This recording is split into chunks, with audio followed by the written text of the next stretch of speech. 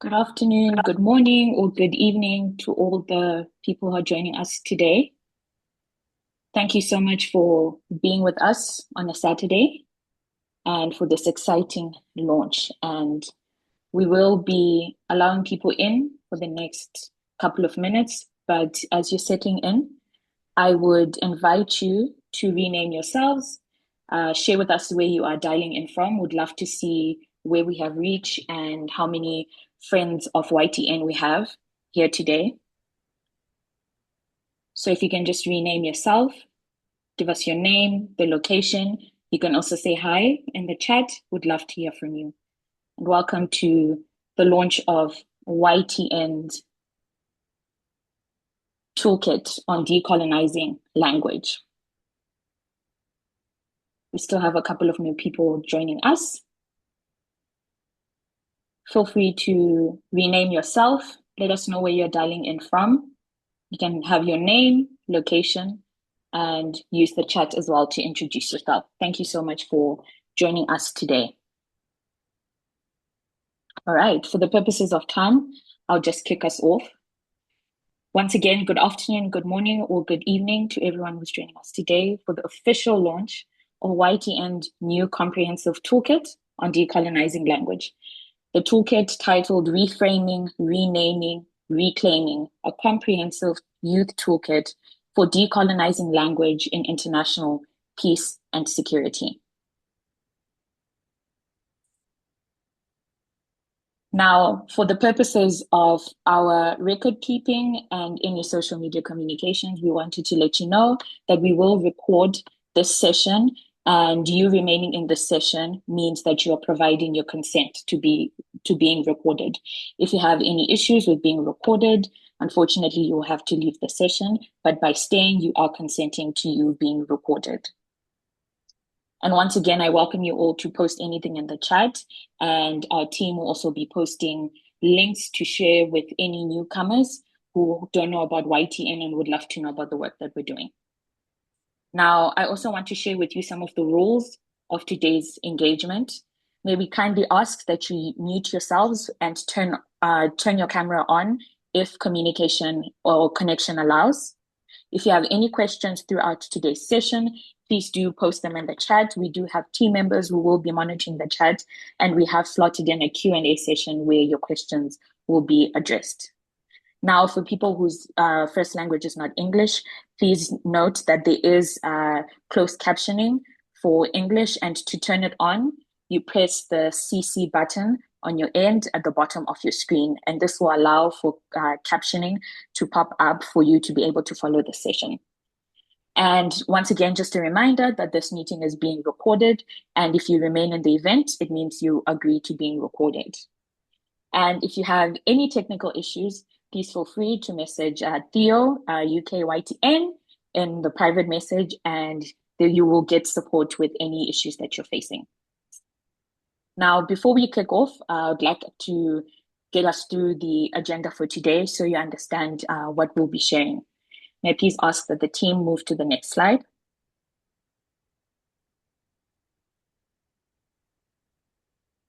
Great.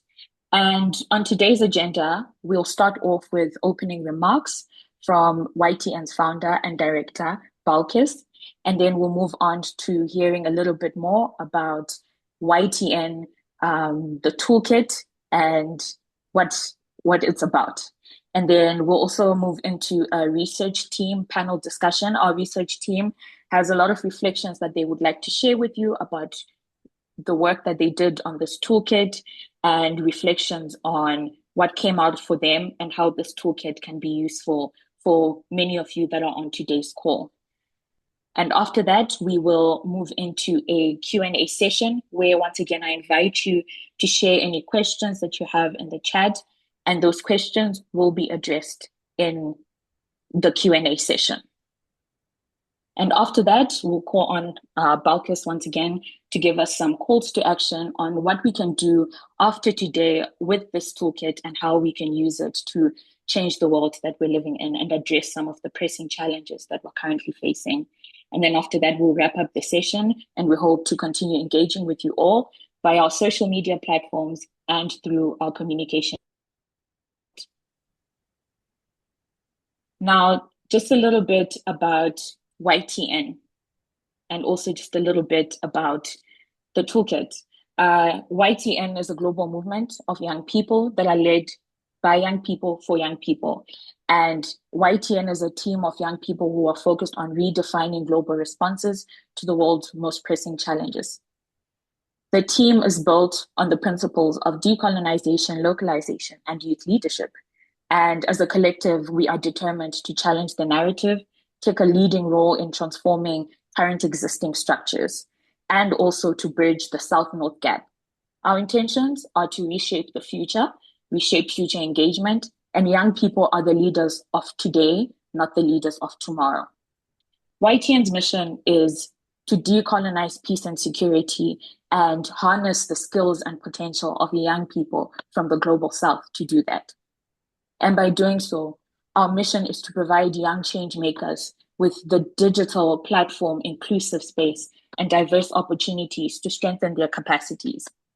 The intention is for us to support young people like ourselves in being capacitated in transforming the narratives, growing more informed, and also being put in a position where they can address current changing geopolitics actively and positively, as well as participating in transforming their direct communities and doing that from a decolonial perspective.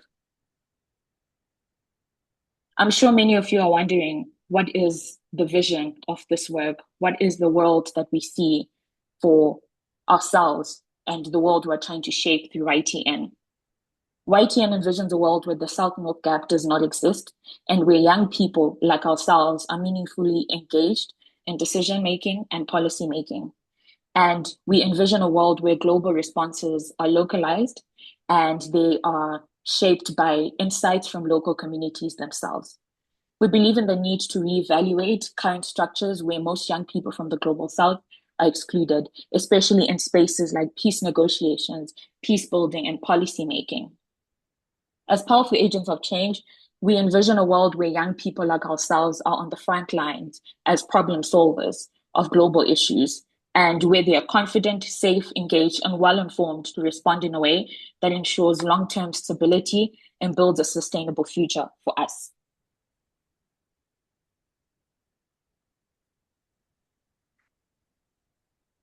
Now, I will be handing over to Balkis, who is going to get us through an overview of the toolkit that we are launching and presenting today.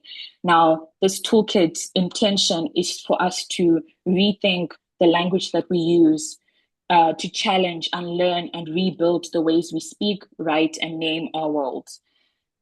Language is never neutral. It can liberate or it can confine. It can honor people's lived realities or it can erase them.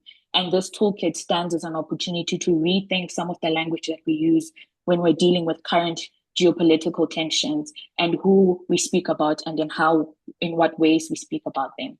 I'll hand over to Balkis to give us an overview of the toolkit. Over to you. Yes, thank you so much, Leslie, and hi, everyone. We're very, very excited to have you with us today.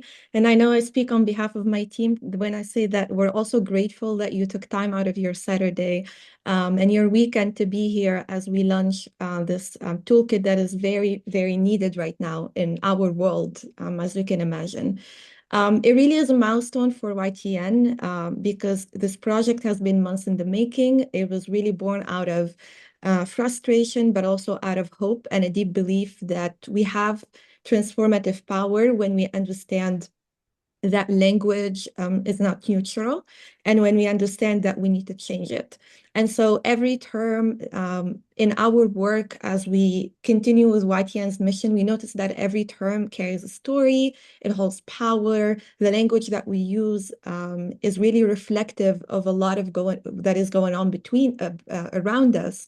And language can also be quite reflective of colonial legacies and coloniality. And unfortunately, that is not being recognized enough in our world today, and especially in peace and security. And so this toolkit came as a response to this reality. And it's really also reflective of how YTN, any young person who exists in the world today, is refusing to accept these inherited these inherited terms and this language, especially one that diminishes youth agency.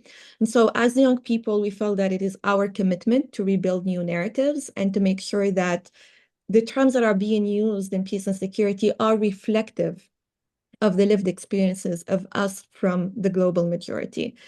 And so over the past few months, our research team has engaged in very deep intellectual work. We asked many questions. It wasn't easy. We had many writer's blocks. We had to question so many concepts that we take for granted.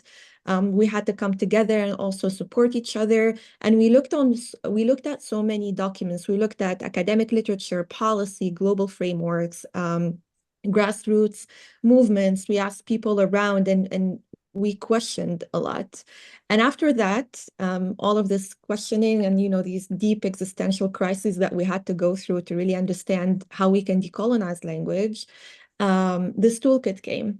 And we really tried to write it in a way that honors all of us, honors our realities, honors our past, the indigenous communities, etc. To explain what the toolkit is like, and I'm sure Yuna just put in the chat the link because now it is officially live, and so you can go to the link and find it, download it, or read it directly on the website. We try to write the toolkit in a way that is easy to comprehend and to follow through. As you'll be seeing, it is quite a lengthy document. It's almost, I think, 95 pages. And in trying to reconstruct these terms, we also understood that we need to do a lot of research. And this is why we tried to create it in a way that's easy to read, because this work in itself, honestly speaking, is not something that you can put in a 10 or 20-page document. It had to be comprehensive because of the value the work has, but also because there is so much that is already deeply rooted in these terms. And so throughout the toolkit, as you scroll through it, or if you're looking now and you're seeing the table of contents, you'll see that we have four major streams. We have the decolonization stream, the peace and security stream, the development stream, and the youth and leadership stream. And these streams, obviously, they touch directly on the vision and the purpose of YTN that Leslie has just talked about. And then under these streams, you'll find terms. And for every term, you will find that we created a very thorough literature review, grounded the term in current academic and institutional usage, but we also, after it, wrote a decolonial reflection, which basically interrogates these colonial roots, proposes new framings, and opens space for alternative narratives that are shaped by youth. And so for every term, you'll see that we asked, what does it mean? And then we also asked, how do we decolonize it? Of course, the toolkit is designed, despite being very comprehensive, it is designed to support practitioners, activists, young people who are critically engaging with language, and even researchers, right? The idea is that it should be accessible and easy to use for anyone, whatever you're working, wherever you are in the world, whatever your focus is. And so the toolkit aimed to have all of us critically engage with language across four key areas, which are based on the streams that you're seeing in the slide. So decolonization, international development, peace and security, and youth engagement. And hopefully through this toolkit, what we wanted to do is to really demystify and decolonize commonly used terms. We wanted to provide both theoretical insights, but also practical guidance in rethinking and reclaiming language. And so we didn't want to, because as you know, we have this gap between theory and practice, right? And with this toolkit, we didn't want it to be only theoretical or only practical. We wanted to combine both and to bridge that gap. And to have everyone understand, especially those, in policy making or in decision making, that you need to combine both to correctly and effectively, I would say, decolonize. And of course, we wanted to equip young people, researchers, and policy actors with all the alternative frameworks that they can use that essentially would resist colonial logic and foster systemic change. And how to use the toolkit is a question that we also asked ourselves at the very beginning. How do we make it very practical? If a young person who doesn't even necessarily have a lot of knowledge, has a lot of knowledge with this, how can they use the toolkit to still promote for the decolonization of terms? And, with our team, the idea, like I said again, is that when you go through the toolkit, you can browse through it, or you can look through the pages through the streams. So if you're interested specifically in development, you can click on it. It will take you there. If you want to look specifically to youth leadership, it would do the same. And so you can move through the toolkit cover to cover for a very comprehensive experience. Because it is a comprehensive toolkit, you can navigate directly to a specific term of interest by clicking on it, on that term, especially if you're reading a PDF copy, which we recommend for the sake of the environment. Please do not print it. But you can also use it as a reference when encountering these, loaded concepts in your practice, in your classrooms, in your communities. We really want you to use it to clarify how we can decolonize these terms, because I know that's a debate that's not easy to have, especially today, and I keep encountering challenges, even myself, in trying to promote for decolonizing language and terms. And so we hope this toolkit will progress to become a reference for you in your work, or really in whatever you're doing. So I won't go over the streams in detail because that will take us a lot of time, and I know we don't have that. But I really just wanted to invite you to use the toolkit as a living resource that is meant to spark reflection. I know the conversations that we've had within our team weren't also always comfortable, and that's okay. That's the whole purpose of decolonizing, is to dive into these inherited concepts and language that we've taken for granted and ask ourselves, why do we say it that way? So be uncomfortable with it. Let it help you think in deeper ways where this coloniality in these terms is coming from. Challenge these assumptions that you have. Push other people also to challenge them. Even if you just share the link of the toolkit with them and ask them to read a specific page or a specific term, if something sparked your attention or you thought made a lot of sense to you, especially in your national context. So share that with young people that you think would be interested, even those in your community. It doesn't have to be professionally. And make sure that as you read through the toolkit, you're trying to also adopt a open, reflective mindset where you're allowing yourself to deconstruct and reconstruct a new understanding of the language that we use. So this is all I wanted to say for the toolkit. I really hope this will be useful in your work, and I really hope it will push for an easier advocacy towards decolonizing language and peace and security. But thank you again all for being here. And if you have any thoughts, any comments about the toolkit now or in the future, please do reach out to us. And Leslie, back to you. Thank you so much, Balkis, and thank you for that overview of the toolkit. I also want to reiterate what you just mentioned to everyone, that this is a comprehensive piece of work that can be applied in your active policy work in the classroom, etc. And to also reiterate the invite to really use this as a reflection point of your own work and your own communities and how you engage with them. Now, this is the most exciting part, I think, of the conversation. This is an opportunity for us to gain some insight from some of the colleagues who put this toolkit together and kind of hear from them what the experience was like of doing this comprehensive research, what it brought up for them for reflection, and how they can see themselves transforming the way that they do their work.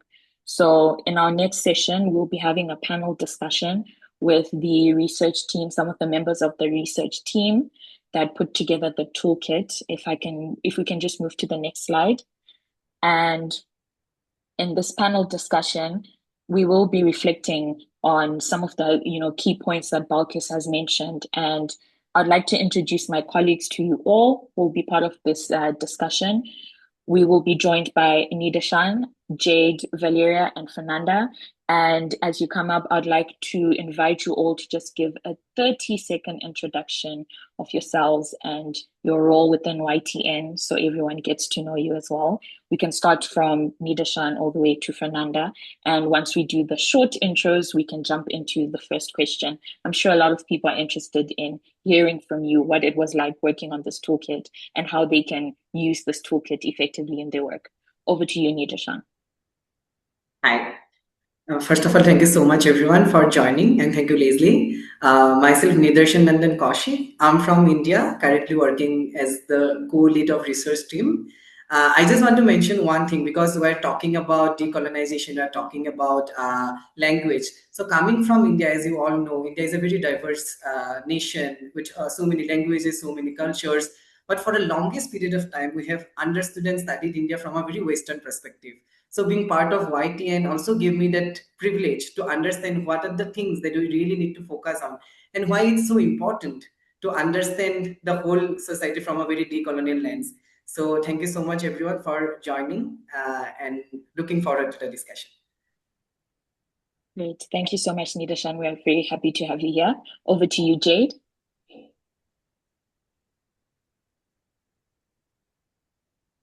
Hi, everyone. It's a pleasure to be with you today and to share with you this great resource. Hi, everyone. It's a pleasure to be with you today and share this great resource we put together the past months. So I'm Jade, the research co-director with Nidarshan at WTN. To introduce myself in a few words and my background, I've been working with grassroots NGOs in human rights, most recently in Cambodia, in research, campaign and advocacy, applying human right-based approach, but also feminist and decolonial lens to all our projects. Great. Thank you so much, Jade. And Valeria? Over to Hello, you. everyone. It's a pleasure to have you all here. We are super excited to share the toolkit. And for me, I'm Valeria. I'm from Italy originally, but I've been living around Western Europe for the past 5 years. I'm currently in Belgium and I work in a research institute dealing with development policy, EU development policy. Thank you, everyone, for being here. It's an enormous pleasure. Thank you as well, Valeria, for all the work you've done. And over to you, Fernanda, for a short introduction, and we'll jump into the first question. Hello, everyone. Thank you so much for joining us at this launch event. I am Fernanda. I'm from Mexico, but I live in Italy right now. I just finished my master's in global development policy, and well, I've been working at YTN since March this year, and we're very happy and excited to share our insights with you. Thank you. Thank you so much. So the first question is, what has this research experience taught you about language and decolonization? And we'd really love to hear your reflections on that. I know Nidashan has already touched on that, but I think we can start off with Valeria. If you could start off by answering the question, what has this research experience taught you about language and decolonization? Thank you so much. I wanted to share briefly about my work specifically in the toolkit because I think it exemplifies quite well what we've been doing, what I've learned. I've worked specifically on decoloniality, humanism, and youth leadership. And as you can imagine, they're all extremely interconnected. And the main takeaway that I wanted to share is how so many narratives have been hidden and minimized for decades. And coming from Italy, that's something I've specifically experienced firsthand because most of the colonial history of the country is not talked about enough in current media, in current research. So that's the background from where I'm coming to this toolkit. And specifically on these three terms that I've mentioned, so decoloniality, humanism, and youth leadership, I think what I wanted to share is that the language we use to refer to this specific term is extremely loaded because we have humanism, for example. Humanism is a Western concept that we should decolonize, and we have decolonized with the idea that it doesn't exist a single human experience. And that's one of my main takeaway for humanism, for example. Decoloniality, it's a process that most of the time gets associated with decolonization, while decolonization is specifically the removal of military, political, foreign countries in sovereign countries. And decoloniality, it's a process that we should all undertake to make sure that Western knowledge is not the only knowledge we refer to. And that we can actually learn from indigenous communities and indigenous, because that's what we should all do. So that's my first point to you. Thank you so much, Valeria. And you mentioned a very important point about indigenous knowledge and highlighting that as opposed to sticking to Western informed knowledge only. And Jade, I'll invite you to answer the same question. Could you please share with us some of the experiences, what this work taught you about language and decolonization? Sure.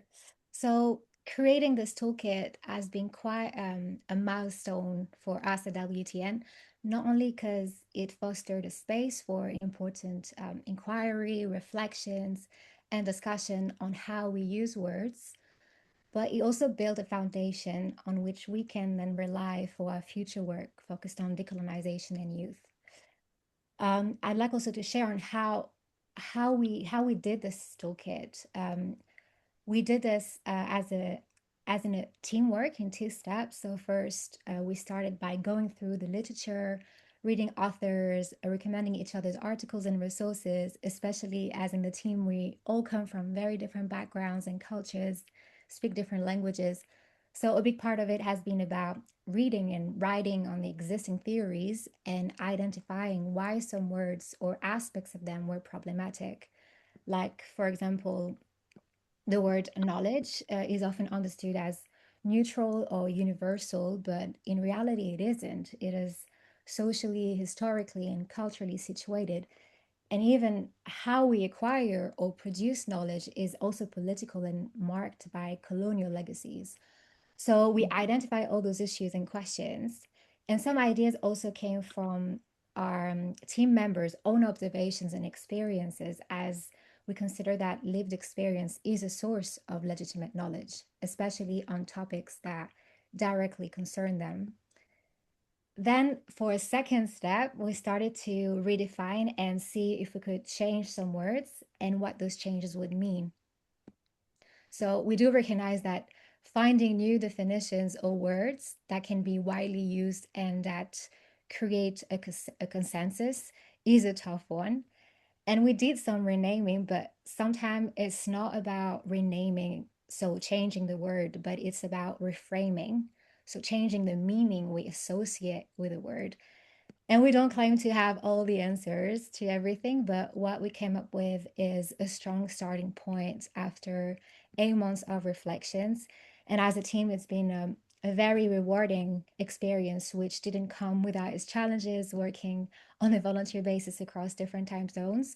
But we're extremely proud of the result. We all learned a lot from this process. We each got to focus on the words that interested us the most. Some people chose words they were very, very familiar with in their own work or education, but others challenged even themselves with concepts they were less familiar with. And ultimately, it really helped to put our strengths together, review each other's work, meet every 2 weeks, and make decisions collectively. And a last thing I would like to bring up is that it was our intention that this toolkit is extremely practical. It has a lot of ideas in one resource that can be widely and easily used, and hopefully not only to us at WTN, but to any practitioners, students, and young people out there. There's no one way to use it. You can read it all in one go or just focus on the words or streams that interest you. And it's not set in stones. I'm sure there's a lot more to say, and you have all your own contributions to the discussions, and things evolve. So let's always continue to have those important conversations. Thank you so much, Jade. And there's something really important that you mentioned there about the process of putting this together, the reflection and looking back at our own lived experiences. Now, I just want to pull in Nidarshan as well to answer this question, because you've already started, in your introduction, you mentioned a little bit about how you reflected about your own positionality. So could you also answer the question and help us understand what you have also learned about language and decolonization from working on this toolkit? Thank you so much, Leslie. As I already mentioned, I come from India, which is very diverse, and understanding the society was a bit of different and difficult, but it's a process of knowing that. So that's why I think standing here, it feels truly special. And I also want to say, mention that this toolkit is not just a document for us. It's a year-long journey filled with late-night conversation, countless drafts and revision, and the brilliance of so many people from all over the world. And if I want to go a bit specific about the journey, that one thing and one truth has stayed with us throughout the journey, that language is power. We haven't thought about language in a deeper way, but with this particular work, we started thinking about language in a very deeper way. So the words or the languages we choose, the ones we ignore, the ones we privilege, all shape who gets to participate, who gets seen, and who is left behind. And more often, the communities of global majority has always been studied through translation, but rarely with your voice. And I believe that that imbalance changes everything, be it interpretation, be it meaning, or ultimately justice. So this toolkit is kind of a sincere attempt from our side to confront these imbalances. It is an invitation to question the long-standing structure of global minority institution to define narratives about global majority lives. It's also a call to challenge the extractive methods that take knowledge without giving anything back to them. So this particular research toolkit is also an approach to build the whole ecosystem based on equity, humanity, and respect. I also want to mention that while creating this toolkit, it also pushed us, I mean, all of us to unlearn. As Balkis and Jade has also mentioned, that it's also an overall process to understanding so many new things, to sit with discomfort, to ask tough questions about our own knowledge, about our own assumptions, and about our own habits. But it also gives us some moments of deep concentration, deep connection, shared purpose, and hope. So when I look at the toolkit now, I just don't see chapters. I see the voices behind them, the researcher, all of us navigating data challenges process, all of us, the colleagues, are pushing to decolonize not just in theory but in grounded practice. So I think this toolkit also exists because so many of us has believed that research can be done differently, more ethically, more collaboratively, and more humanly. So that's are the things that we have understood throughout that journey. So, as we are launching it today, I think everyone has this copy with you and you can go through it. But I also believe that I really have some hope alongside this whole journey. That I also want to see that it becomes a tool for justice. I also want to see that it shifts power even a little, and also it brings more voices to the center. And it should also remind us that the ethical research is not about perception, but it's also about care. So these are the things that I want to shed a light into. Thank you so much, Nidarshan. And that was a very comprehensive overview, not only of the process, but the vision as well of how this toolkit can be used and even your own experiences of what you learned and unlearned. And lastly, I also want to invite Valeria to answer the question. If you could just share with us what the process was like. Sorry, I'll hand over to Fernanda. If you can share with us what you learned from doing this work and the toolkit. What did it teach you about decolonization and language?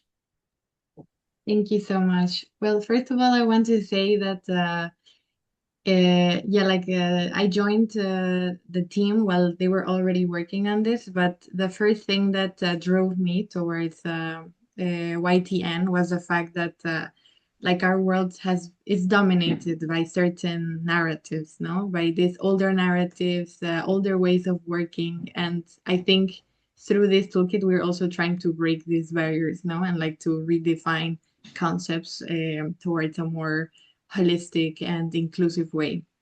So I was focused mostly on the development stream, particularly in redefining the concepts of core and periphery. And I also helped finishing the part of the youth peace and security agenda, which was also very important from the perspective of the peace and security stream. So one of the major challenges was that my background is economics, and it was just during my master's that I had like a short introduction to development theories. So having a more quantitative oriented mind, but also trying wanting to have a deeper knowledge from a decolonial perspective or a more theoretical perspective. And this was a very good opportunity to dive into that, no?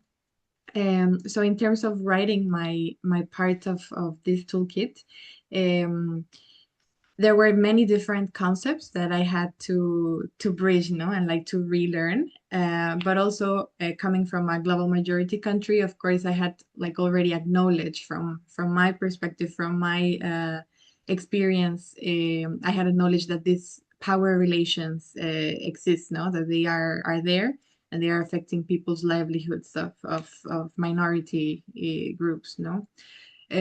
So the background reading was very interesting while doing it, and one of the main aspects that I want to highlight is that, for example, like this core versus periphery, like the us versus them division has always existed, but I think that it has been defined, or like we acknowledge it first at first glance by a division of rich versus poor, no, which can be a bit narrow because it has more than that, no. So this reflection allowed me to go deeper because, yes, like within a global majority country, the periphery, as we most commonly would know the term, are left behind, no? And the rich hold greater privileges than the poor. But how has this happened and has existed since many, many years ago, no? Even centuries. So I think that and we probably all know this, that the answer to this is um, the colonization, no? And there, like, it is still very strong, and there is like a social institution that has been embedded within, no?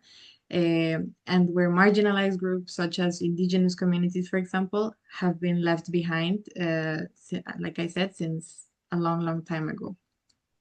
And also, when we think about what the dominant world narratives or the West has done, is to put all the global majority countries under one term, no? Completely eliminating our diversity, our different languages, our different culture, our different heritage, no? So this was one of the greatest lessons, that we have to reshape the way in which we see ourselves from our own individual perspective and maybe our cultural perspective, our country perspective, and embrace our heritage and raise our voices, no? And also from the perspective of the youth, peace, and security stream of the toolkit, this also made me realize about a lot of practical examples in which youth all around the world are already trying to break barriers and to make their voices be heard, to have a rightful place within society. Because as youth, we deserve a voice. No, we are already working and reshaping the future towards we are walking with. And well, so I think that from this part, I want to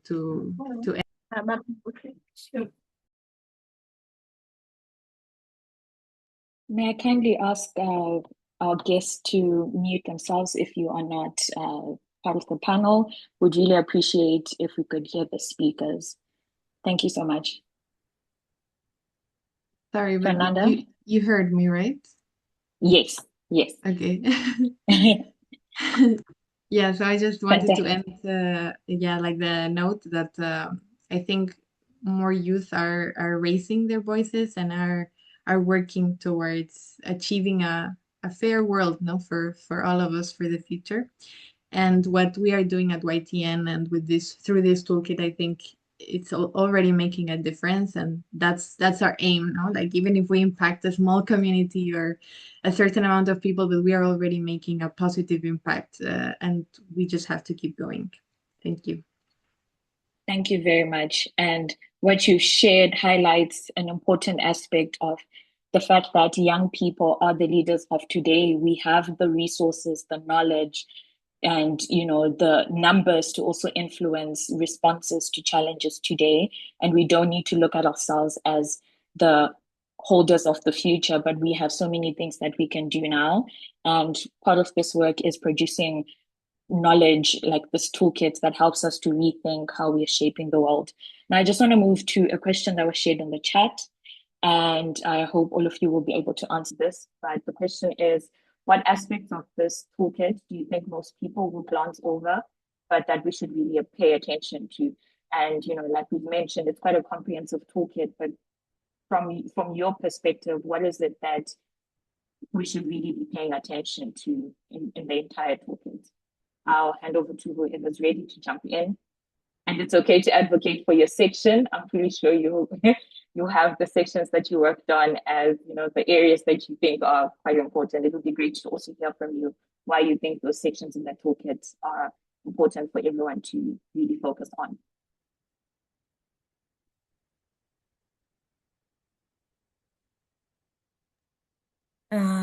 I'd like to say a few words on that because I think, well, I hope no one glances over any parts, of course, because we love it and it's a very comprehensive piece of literature, as has been said. I think one part that it's extremely relevant, it's in the first pages where you will see the redefined terms. And specifically, you've heard already from us the use of global majority. And this is quite relevant. I wanted to say a few words on it because I know there can be some quite resistance in politics policy to the use of global majority, simply because global south is the easiest term and that's what we've been using for quite some years.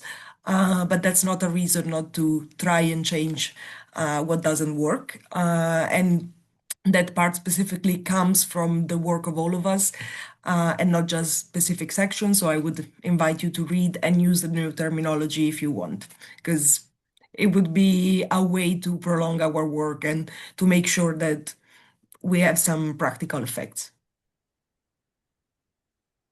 Thank you, Valeria. Jade, Nidashan, I also invite you to share from your angle, Fernanda.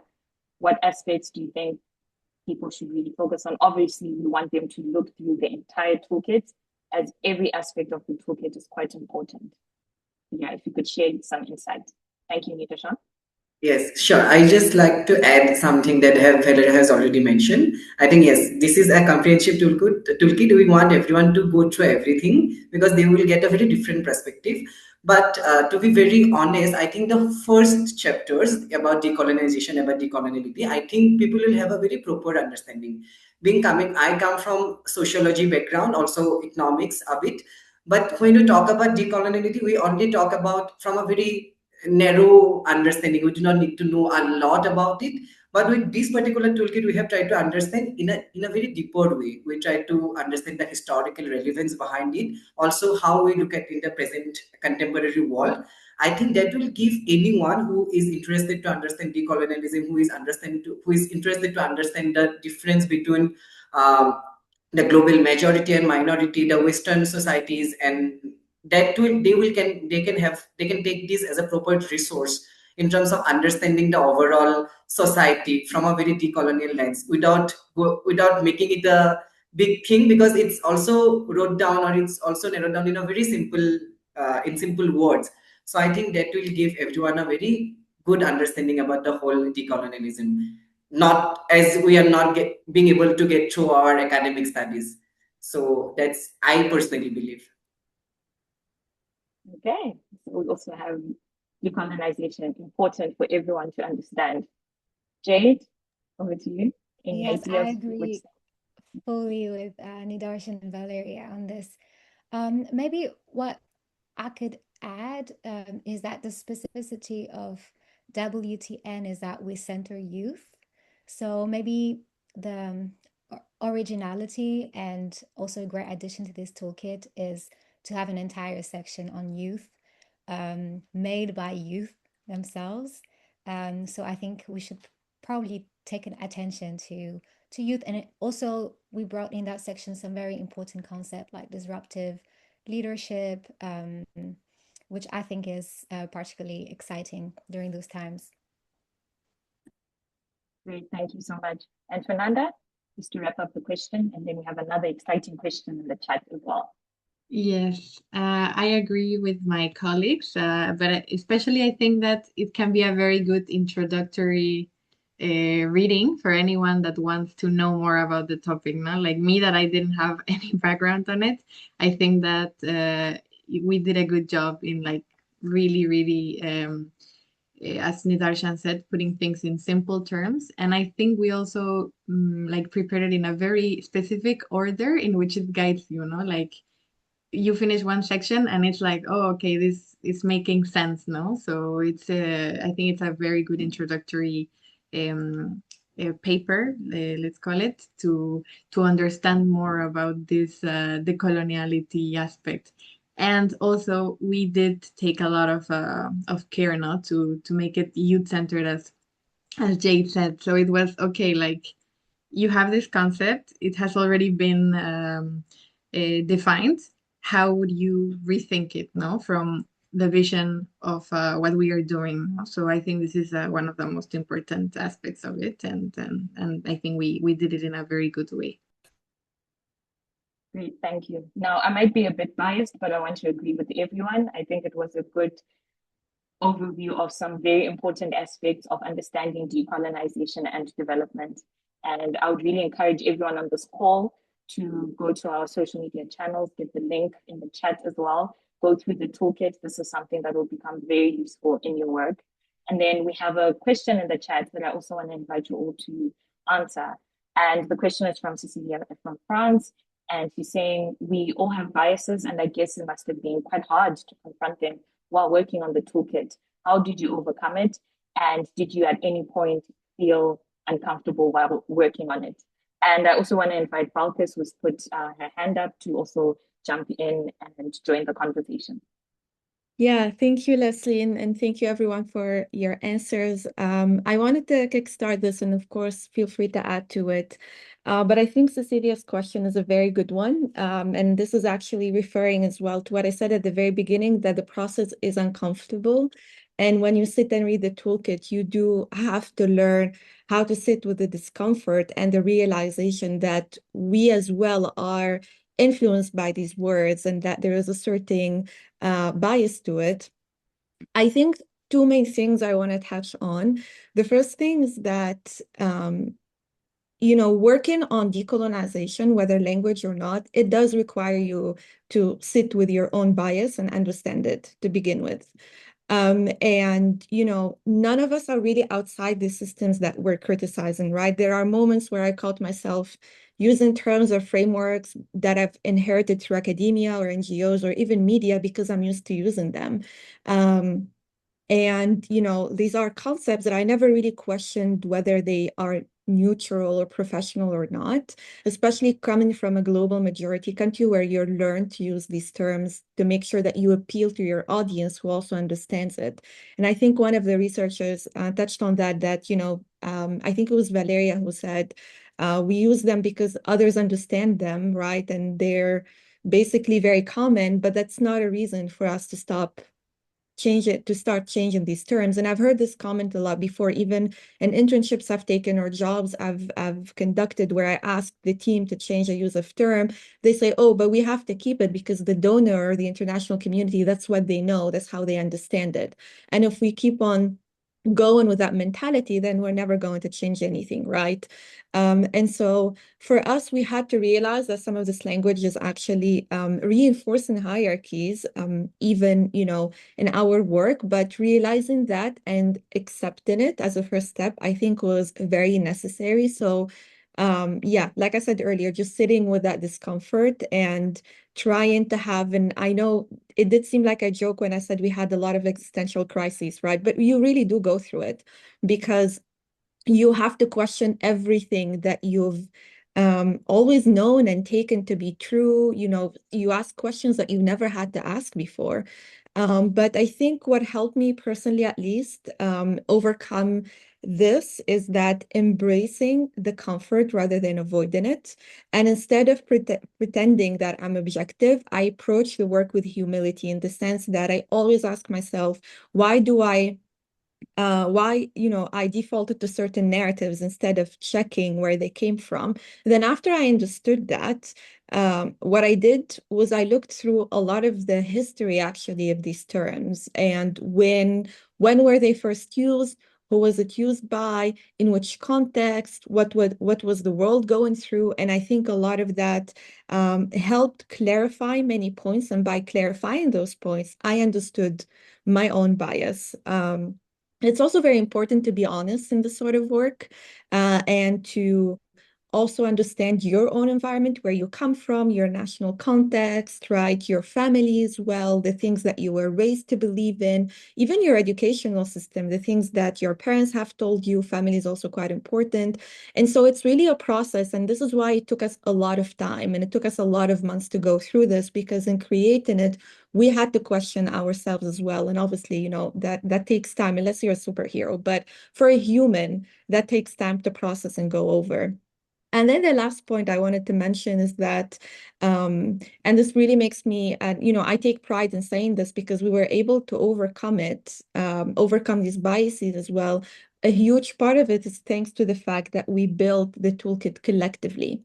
And so each person worked on a part, that's true, but when the parts were put together, we had the whole team, even the other amazing volunteers we have from YTN, also look at the toolkit, put comments, criticize it, ask questions. So this was a collective work. And so when team members challenged each other, when they brought their own experiences, when they weren't afraid to say, this doesn't make sense to me, or this doesn't sit right with me, when they added from their own context as well. And this is again where the fact that we are a global international team is really a huge advantage, because each person comes from a different country with a different educational system, with different backgrounds, and they all built into that. So it was like a huge pot and every person was throwing in their ideas. And so we were able to edit, the toolkit together. Even the editing time took as long as the writing time, because we had to answer those comments and those questions. And this went through multiple different rounds. And so I think the major strength in creating this work was actually the collectivity that we had and the fact that we came together as a team to touch on this. And this is the main purpose of YTN, right? We're a global youth-led movement, but we are a global movement. And so we get our strength from the fact that we come from different countries and that we come together regardless of whether you're from a global majority or a global North country. We all agree and share this vision. And so I think that was very helpful in overcoming this bias, but it's definitely not something easy to go through. And it's also not easy to go through alone. And so I'm also very grateful for, this community that we've created with YTN and for the team that was open to give their time and their commitment. Again, this is volunteer work. And so they were able to come together, I think, and create this great work. Amazing. Thank you so much for that reflection, Balkis, and you speaking true to the reality of doing this work, and we can all relate as people working in the space, trying to transform and also hands-on doing decolonization work. It really does force you to reflect. Now, just to round up our discussion, I just want to invite Jade and Nidashan as well to just share a brief reflection on how coordinating this work, working with the team, they're reading through all the different aspects of the research. What were you forced to interrogate and sit with? How was that process? And if you can just share with everyone about that process.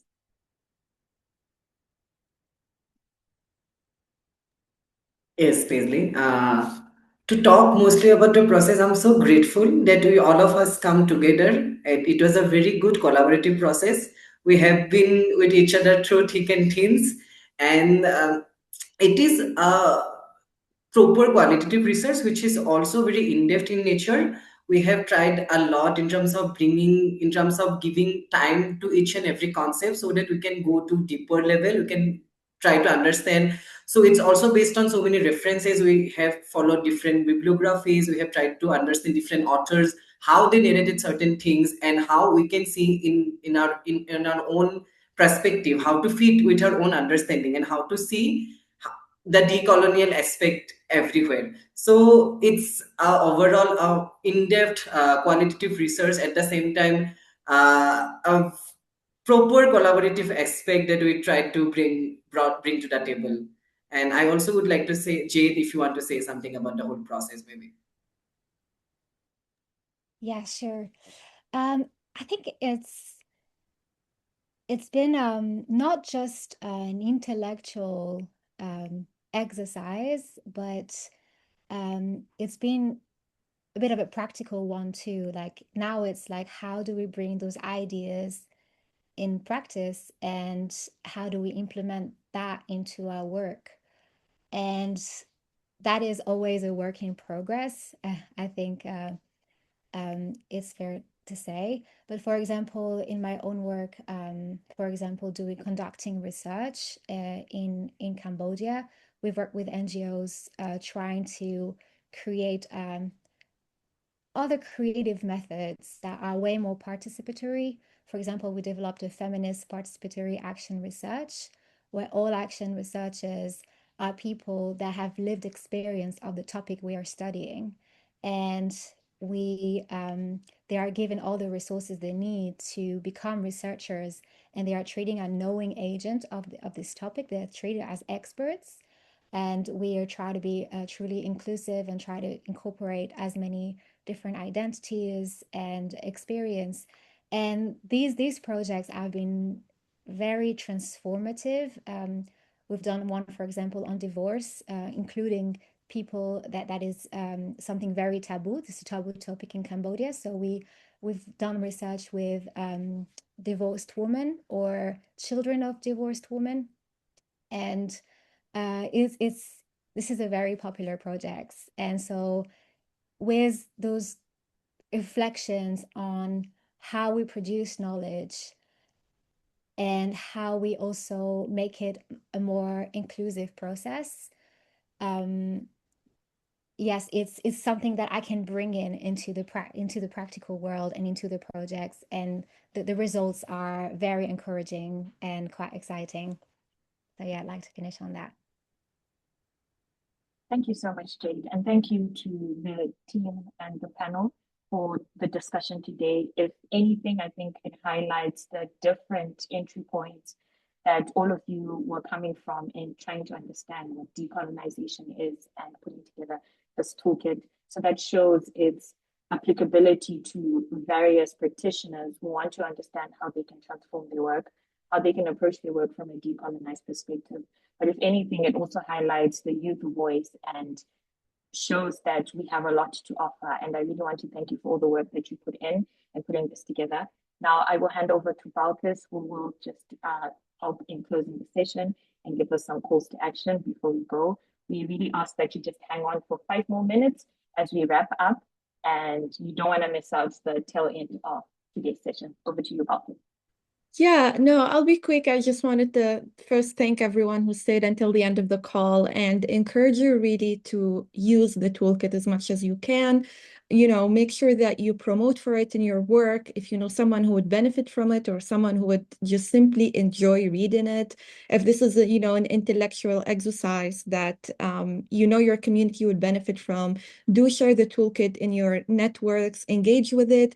Like the team said, this is really evolving work. We want to add more to it and we want to edit it if we need to. So it's not static, and decolonization in itself is very fluid. And so we are very open to your ideas and your thoughts. And I hope this will be as beneficial to you as it was for us in creating the toolkit. But thank you so much again for making the time, and we hope we'll continue seeing you more in our work. Thank you so much, Balkis. And as you heard, we don't stop here. It's an opportunity for us to continue engaging with this toolkit, and we really invite you and encourage you to use it in your work. We want to see you influencing classrooms, workplaces, and even your activism. And this toolkit is a great point to rethink all of those spaces and your contribution to those spaces. So let's keep the momentum alive. Let's keep imagining and challenging and unlearning and rebuilding. And once again, I really want to emphasize, as young people, we are the leaders of today. And how we lead today is a reflection of the societies that we are aiming to build. And if you can connect with us on various social media platforms, we're available on Instagram, on LinkedIn. On Instagram, we're at YT.narratives. On LinkedIn, it's Youth Transforming Narratives. And we're also available on Facebook as Youth Transforming Narratives /YTN. And you can also reach out to us via email, admin@ytngroup.org. And all of these links are also being shared or have already been shared in the chat. And once again, thank you so much for making the time out on a Saturday morning, afternoon, or evening to join us as we celebrate this toolkit. Keep a watch of our social media platforms. This is the first of many things that we will do as YTN. Thank you so much. Thank you, everyone. Take care. Have a great rest of your weekend. Bye.